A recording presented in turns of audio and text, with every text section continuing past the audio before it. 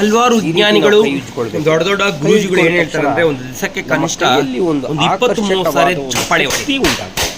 ಆ ಶಕ್ತಿಯಿಂದ ನಾವು ಚಪ್ಪಾಳೆ ಮಾಡೋದ್ರಿಂದ ನಮ್ಮ ಕೈಗೆ ಅಷ್ಟೊಂದು ಬೆನಿಫಿಟ್ಸ್ ಇರ್ತದೆ. ಯಾವ ರೀತಿ ನೋಡಿ, ಸಾಧಾರಣ ಜೋರಾಗಿ ಚಪ್ಪಾಳೆ ಮಾಡೋದ್ರಿಂದ ನಮ್ಮ ಕೈಯಲ್ಲಿ ನಿಮಿಷ ಕನಿಷ್ಠ ಒಂದು ಕ್ರಿಯಾಶಕ್ತಿ ಉಂಟಾಗ್ತದೆ. ನಮ್ಮ ಕೈಯಿಂದ ಹಲವಾರು ಏನಂತೀರ, ನಮ್ಮ ನಾಡಿ ನರಗಳಿಗೆಲ್ಲ ಹೋಗುವ ರಕ್ತ ನಾಳಗಳು ನಮ್ಮ ಎರಡು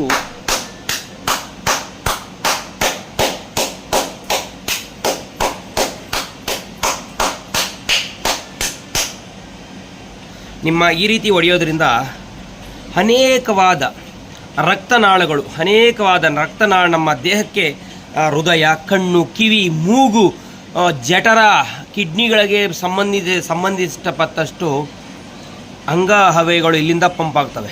ಈ ರೀತಿ ನೀವು ಪ್ರೆಸರ್ ನಾವು ಈ ರೀತಿ ಹೊಡೆಯೋದ್ರಿಂದ ಅದಕ್ಕೆಲ್ಲ ಬ್ಲಡ್ ಸರ್ಕ್ಯುಲೇಷನ್ ಚೆನ್ನಾಗಾಗ್ತೈತೆ. ನೋಡಿ ದಿಸ್ ಇಸ್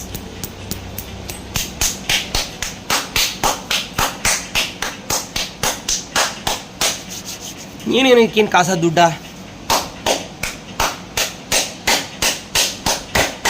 ಓಕೆ, ಆಯಿತು, ಬಾಯ್.